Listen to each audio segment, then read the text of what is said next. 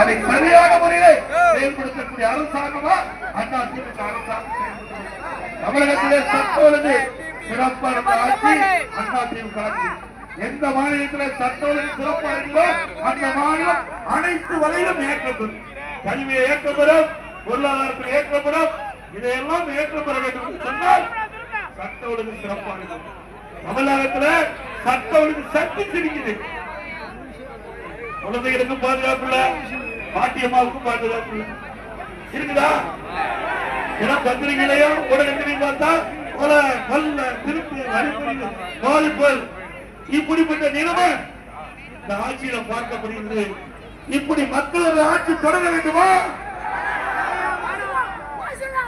இன்றைக்கு ஆட்சியில இன்றைக்கு போதைப் பொருள் கூட அமோகமா இருக்குது.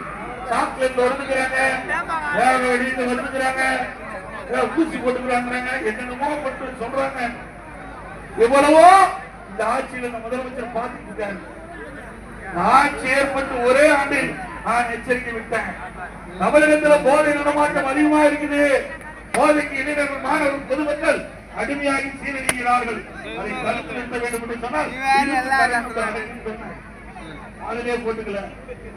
இப்ப முதலமைச்சர் பேசுறார், தொலைக்காட்சியில் பார்த்திருக்கீங்க. இளைஞர்களே போதையின் பாதையில் செல்லாதீர்கள், எல்லாம் முடிஞ்சு போனதுன்னு சொல்லி என்ன புரியும்? நாங்க ஆரம்பத்திலே சொன்னோம், தமிழகத்தில் போதை பொருள் அதிகமா இருக்குது, சட்டம் ஒழுங்கு சீர்கட்டு கிடக்குது. அதனால நடவடிக்கை எடுக்கணும். ஒரு பிரதான எதிர்ப்பு என்ற முறையில சட்டமன்றத்திலையும் தெரிவிச்சோம், ஊடகத்தின் வாயில தெரிவிச்சோம், பத்திரிகை வாயில தெரிவிச்சோம், அறிக்கையின் வாயில வெளியிட்டோம். எல்லாம் காதிலே போட்டுக் கொள்ளவில்லை. இந்த அரசாங்கம் இன்றைய தினம் முதலமைச்சரே ஒத்துக்கொண்டு தொலைக்காட்சியில பேசினார், தொலைக்காட்சியில அறிவிப்பு வெளியிட்டார். இளைஞர்கள் போதையின் பாதிப்பு செல்லாதீர்கள். இப்படிப்பட்ட முதலமைச்சர் வேணுமா? அது மட்டுமல்ல, இன்றைக்கு இந்த பகுதி விவசாயம் நிறைந்த பகுதி. விவசாயிகளுக்கு நிறைய திட்டங்களை நாங்கள் நிறைவேற்றுகிறோம். இந்த பகுதியில ஏரிகள் நிறைந்த பகுதி. ஏரி பார்த்தான அதிகம்.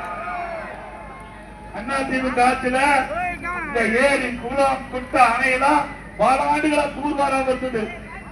என்னுடைய கவனத்துக்கு வந்த உடனே அனைத்து அண்ணா திராவிட முன்னேற்ற கழக அரசு குடிமராமத்து திட்டத்தை கொண்டுள்ளது.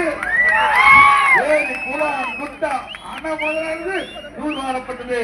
இதனால பருவகாலத்தில் பெய்த மழை இந்த குடிமராமத்து திட்டத்தின் மூலமாக ஏரி ஆழப்படுத்தப்பட்டு அந்த தண்ணீரை தேக்கி கோடை காலத்திலே நிலத்திலே நிறைந்து விவசாயத்துக்கு தேவை நீர், குடிப்பதற்கு தேவை நீரை கொடுத்த அரசு அதிமுக அரசு.